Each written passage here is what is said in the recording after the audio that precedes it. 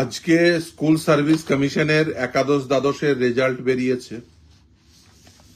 মানে বিশেষ করে লিস্ট কারা ইন্টারভিউ ডাক পাবে সেই সাপেক্ষে বহুজন ফোন করছেন, বিশেষ করে যারা ফ্রেশার এবং যারা 2016 সালের বঞ্চিত। বেশ কিছু সাবজেক্টের এখনো পর্যন্ত যা তথ্য, তাতে ওএমআর শিটে 60-60, অর্থাৎ লিখিত পরীক্ষায় 60 নাম্বারের মধ্যে 60 নাম্বার পেয়েছেন। এডুকেশনাল কোয়ালিফিকেশনে 10-এ 10। আমার কাছে একটা রেজাল্ট আছে, দেখতে পাচ্ছেন, 60-এ 60 পেয়েছে। Marks, OMR marks 60, educational qualification 10, অর্থাৎ 70-তে 70 একজন ফ্রেশার্সের মার্কস। আর কাট অফ মার্কস হচ্ছে 76। মানে একজন এই রাজ্যের বেকার যুবক যুবতী, সে ওএমআর শিটে লিখিত পরীক্ষায় 100% নাম্বার, একাডেমিক এক্সিলেন্সের জন্য 100% নাম্বার পাওয়ার পরেও তার থেকে বেশি কাটা পায়। কেন? তার কারণ মমতা বন্দ্যোপাধ্যায়রা চুরি করেছেন। চুরি করে ধরা পড়ে যাওয়ার পরে এমন আইন তৈরি করেছেন যার ফলে তাদের চুরির মাল যেটুকু ধরা পড়েছে, কিন্তু তার বাইরে যেটুকু ধরা পড়েনি, সেই চুরির মালগুলো যাতে ধরা না পড়ে সেই জন্য এক্সট্রা 10 নম্বর দিয়ে কাউকে পরীক্ষা পদ্ধতিতে আগিয়ে রাখার জন্য যে পদ্ধতি করেছে, তার জন্য রাজ্যের বেকার যুবক যুবতী যারা নতুন ফ্রেশার, যারা 2016 সালে বঞ্চিত, যারা চাকরি পায়নি, তারা ইন্টারভিউ ডাক পাননি। কতদিন সহ্য করবেন এই জিনিস? 100% নাম্বার পেয়েও ডাক পাচ্ছে না, ইন্টারভিউ ডাক পাচ্ছে না। ছেড়ে দিন, চাকরি পাবে না পাবে সব immaterial. History OBC A cut off হচ্ছে 71, অর্থাৎ 70-তে 70 পেলেও সে ডাক পাবে না। মানে কোনো ফ্রেশারদের কোনো জায়গা নেই। কোনো ফ্রেশার রাজ্যের, মানে হিস্ট্রি পাওয়া ওবিসি এ বেশিরভাগই অনেকেই জানেন মুসলমানরা, মানে রাজ্যের মুসলমান ওবিসি এ ছেলেমেয়েরা মমতা ব্যানার্জি বলে দিয়েছে তোদের চাকরি হবে না। এরপরে মুসলমান গিয়ে ভোট দেবেন নির্লজ্জের মতো। আমি জানি না দেবেন কিনা। তারপরে যদি দেন তাহলে বুঝতে হবে যে আপনারা আর যাই চান, বেসিক্যালি নিজের ছেলের ভালো চান না, এটা পরিষ্কার।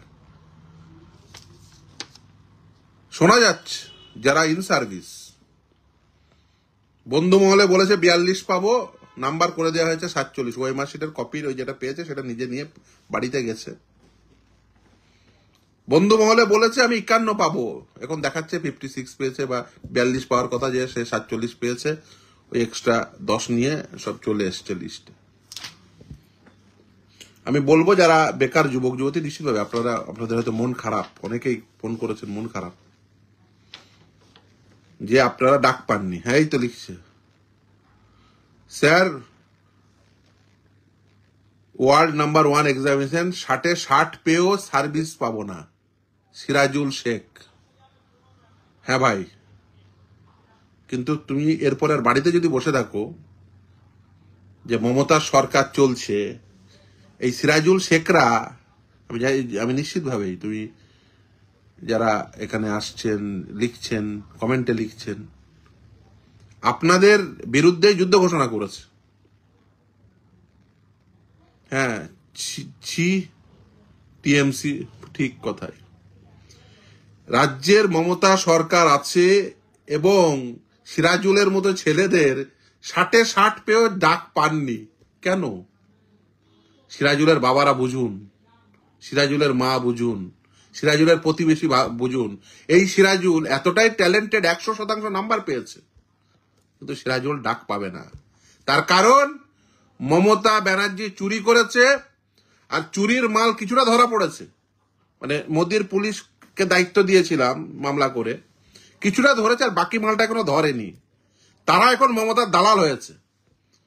মমতার দালালরা কেউ 42 পেয়ে তো 47 করে দিয়েছে কোনো দালালকে। সব ওএমআর শিট, আপনাদের যারা বেকার যুবক যুবতী বলে দিয়েছি, ওএমআর শিটের সমস্ত কপি চাইবে, আর ওএমআর শিটের হার্ড কপি রেখে দেবেন। পরে ওই কালির দাগে যদি মনে করে পরে গোল্লা করে দেবো, ও ধরা যায় CFSL এ, ও প্রমাণ আছে।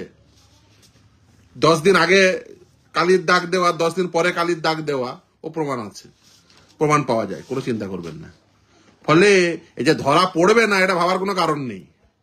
আজ নয় 5 বছর পরে ধরা পড়বে, 2 বছর পরে ধরা পড়বে, ধরা পড়বেই। ওএমআর শিট চেয়ে পাঠান, বিশেষ করে যে কটা দালালি করছে, মমতার দালালি করছে, তাদের প্রত্যেকের ওএমআর শিট চেয়ে পাঠাবেন, যে তারা কত দিয়েছিল। আর এই তো টিএমসি করতাম, আর করব না, একদম। মমতা এই রাজ্যে বেকার তরুণ তরুণীদের বিরুদ্ধে যুদ্ধ ঘোষণা করেছে, আরো কিছু দালাল তৈরি করেছে।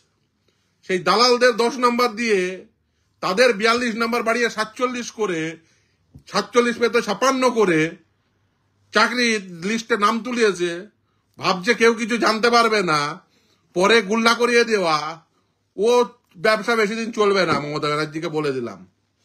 এবং যে এই 3rd রাউন্ডের পরে ডাক পেয়েছে, নাম উঠেছে বা নাম উঠবে, আর লোকে এই বেকার যুবক যুবতী সিরাজুলদের মতো এই যারা 60-এ 60 পেয়েছে ফ্রেশাররা, তারা মেনে নেবে, এই জিনিস চলবে না।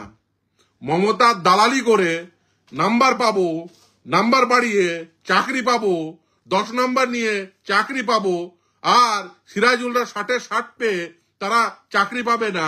এই যে আমার কাছে সব এই যে ডকুমেন্টগুলো একটার পর একটা ডকুমেন্ট সব পাঠাচ্ছে, যে স্যার এই সব হোয়াটসঅ্যাপে পাঠাচ্ছে, 60-এ 60 পেয়েছি, এক্সপিরিয়েন্সে 10-এ 10 পেয়েছি, কাট আপ তার থেকে বেশি। এই মমতার রাজত্বে সম্ভব। স্যার ম্যাথ সাবজেক্টে ফ্রেশার 60 পেয়েও পাবেন না। কি এই আক্তারুল জামিউল আকরাম লিখছে, নেপাল করে দেব, ফ্রেশাররা জোটবদ্ধ হন। আপনি নেপাল করবেন না শ্রীলঙ্কা করবেন, আপনারা ডিসাইড করবেন।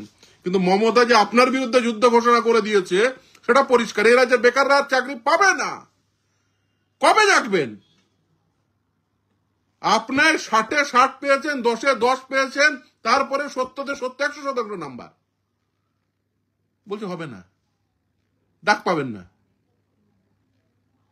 মমতা আইন বানিয়েছে, মমতা সরকার। আইন তৈরির ক্ষমতা কোনো বিচারপতির না, কোনো আইনজীবীর না, কোনো মমতার সরকারের।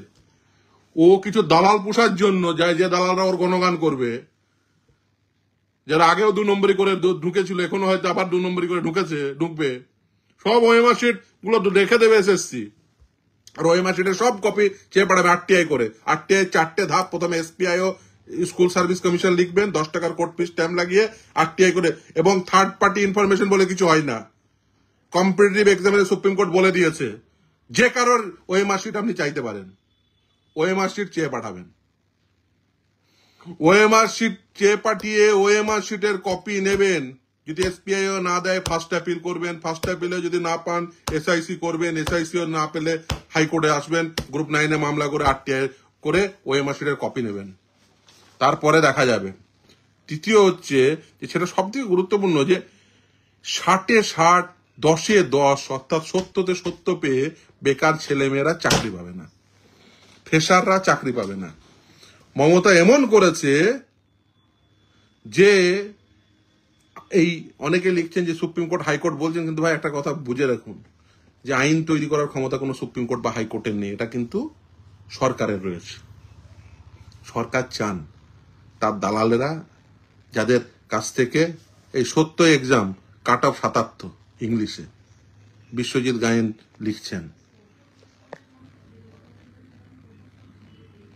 পশ্চিমবঙ্গের বাংলা ভাষা মাতৃভাষা, এই বাংলা বাঙালি 60-এ 60, 59, 58, 57, 56 পেয়েও ডাক পেল না প্রশান্ত সরকার। কেউ লিখছেন স্যার বাঁচান। আপনারা কেউ কাউকে বাঁচাবে না ভাই, নিজেদের লড়াই নিজে লড়তে হবে। ফ্রেশাররা কতদিন ওই শুধু মমতা যাদের কাছ থেকে টাকা নিয়েছিল, ভাবুন একবার, তাদেরকে ঘুরপথে আবার চাকরি দেওয়ার জন্য 10 নম্বর এক্সট্রা, তাদের নাম্বার সব বাড়িয়েছে, 42কে বাড়িয়ে 47 করা হয়েছে, একদম ডেফিনিট খবর। ওএমআর শিটের কপি নেবেন, ওএমআর শিটের কপি নেবেন, এসএসসির অফিসে বসিয়ে কি করা হয়েছে, আর এসএসসি কেও বলবো সিসিটিভি ফুটেজগুলো ভালো করে রাখবেন, ওই অফিসে ঢুকে কে কি করছে এসব রেখে দেবেন ভালো করে। আপনারা যারা আছেন, যারা বঞ্চিত হয়েছেন, তারা প্রত্যেকে ওই সিসিটিভি ফুটেজ রাখবেন, কে কবে এসএসসির অফিস ঢুকছে, ঢুকে 42 কবে 47 হলো, দিয়ে এক্সট্রা নাম্বার নিয়ে কে কার নাম্বার বাড়িয়ে ডাক পাওয়ানো হলো, সব খবর আসে। কিন্তু ভাবার কোনো কারণ নেই যে খবর পাচ্ছে না, দিয়ে মমতার দালালি করবে, এসব হবে না। মমতার দালালি করে নাম্বার বাড়িয়ে চাকরি করব, ইন সার্ভিস ছিলাম, মমতার পাশে বসে থেকে 42 বাড়িয়ে 47 হবে, এ হবে না। আবার দুর্নীতি করেছে, আবার এই সমস্ত কিছু সবার যে কটা মমতার পাশে পাশে ঘুরে বেড়াতো সব কটার ওএমআর শিট কপি চাইবেন, সব কটা যে কটা মমতার পাশে আশেপাশে ঘুরতে দেখেছেন এই এতে, এই নেতাজি ইন্ডোরে, সব কটার ওএমআর শিটের কপি। আমি হিস্ট্রি ওবিসি 60 পেয়েও ডাক পেলাম না, Apurba sir geography general cut off 70। মানে ভাবুন, এক এক সাবজেক্টে 73 কাট অফ এসছে, কোন সাবজেক্টে 76 কাট অফ এসছে। কি হয়ে হচ্ছে?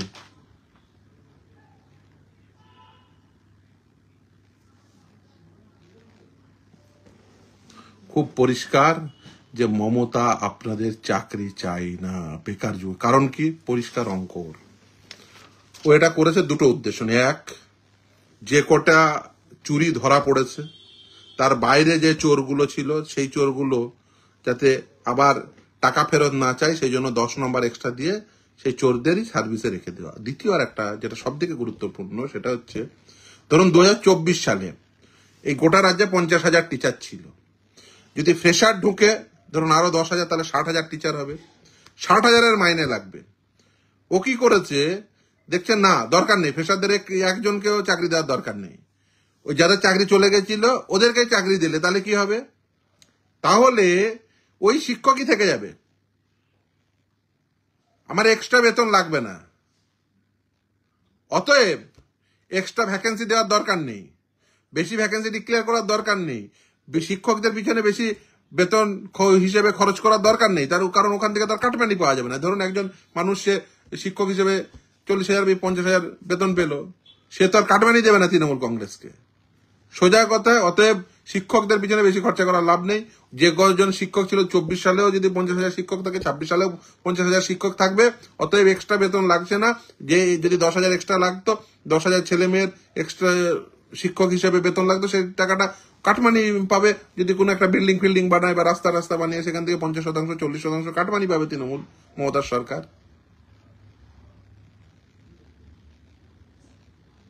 খুব পরিষ্কার যে এই যে পেন নিয়ে গল্প, হ্যাঁ একদম নো ভোট টু টিএমসি। আপনারা বেকাররা সিরাজুল আবার লিখছেন, আপনারাই ঠিক করবেন এই রাজ্যে কি হবে। এই রাজ্যের বেকার যুবক যুবতী আপনারা আগেকার মতো প্রতি বছর এসএসসি চান কি চান না? প্রতি বছর এসএসসির মাধ্যম দিয়ে অন্তত পক্ষে 30 থেকে 40,000 নিয়োগ চান কি চান না? বেকার যুবক যুবতী চাকরি পেতে চান কি চান না? যদি পেতে চান এই সরকারকে বদলে ফেলুন। আর কিভাবে বদলাবেন আপনারা ভালো করে জানেন।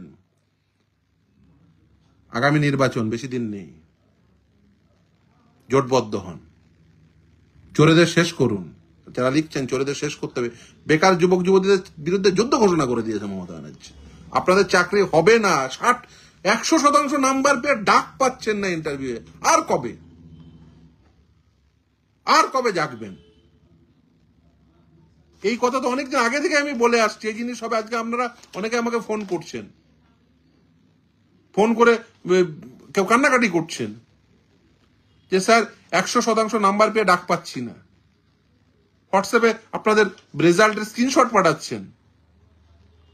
কি করব? ফোন করে বলছেন স্যার তৃণমূলকে ভোট দিয়েছি। এই তৃণমূল দেখতে চেয়েছিলাম, এই মমতা ব্যানার্জি, এই চোর মমতা। তারা বলছে চোর মমতা, আমার কথা না। তৃণমূলকে ভোট দেওয়া যে ছেলেটি, বেকার ছেলেটি, সে বলছে চোর মমতা। কেন?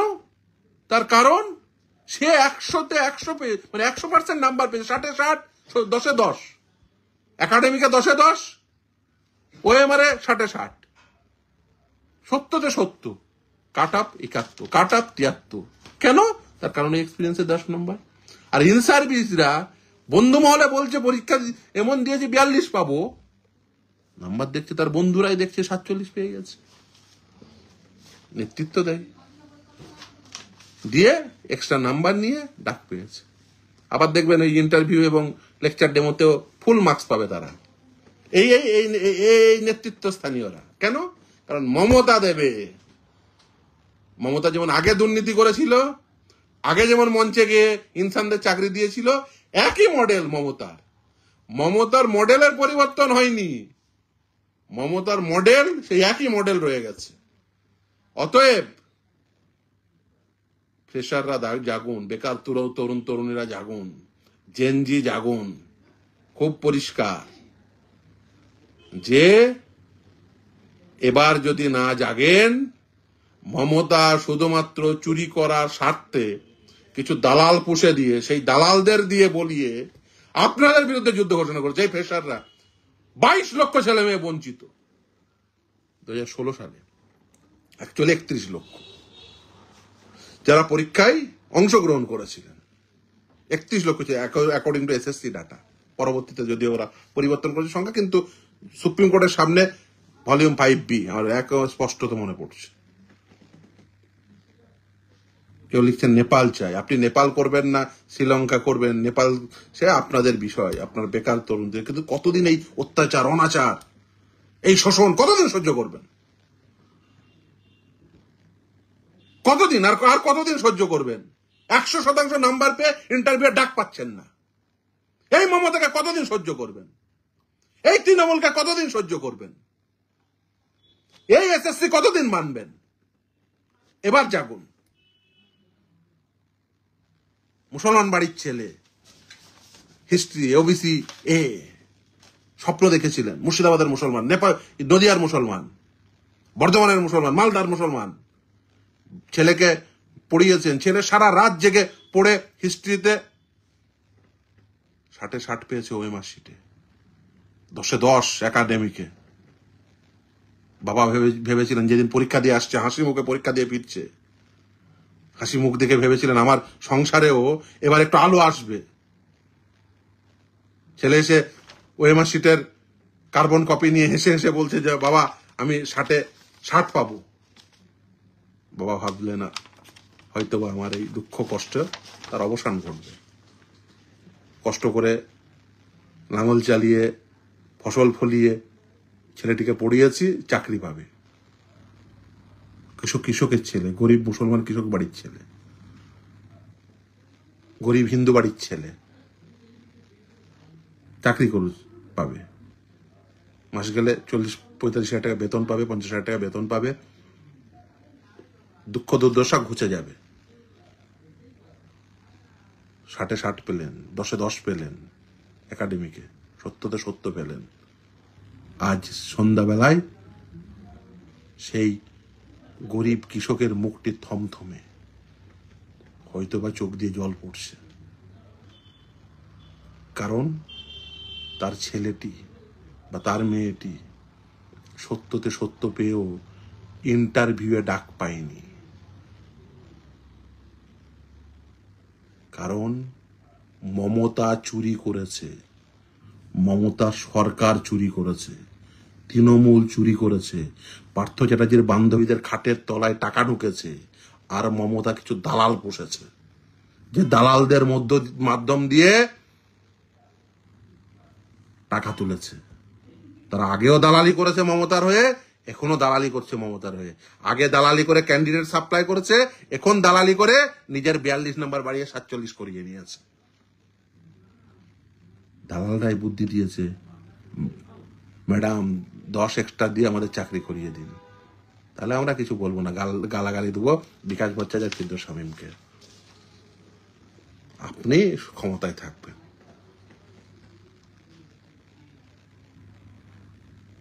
প্রত্যেকে আপনারা আর সময় নেই।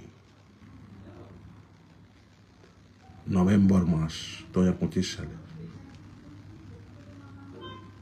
বিপ্লবের মাস। ঠিক করুন কি করবেন। এই অন্যায় মানবেন? সত্যতে সত্য পেলে আপনি চাকরি পাবেন না, ডাক পেলেন না, চাকরি তো দূরের কথা, ইন্টারভিউ ডাক পেলেন না। মানে এসএসসির রিজিওনাল অফিস দেখারও আপনার সৌভাগ্য নেই।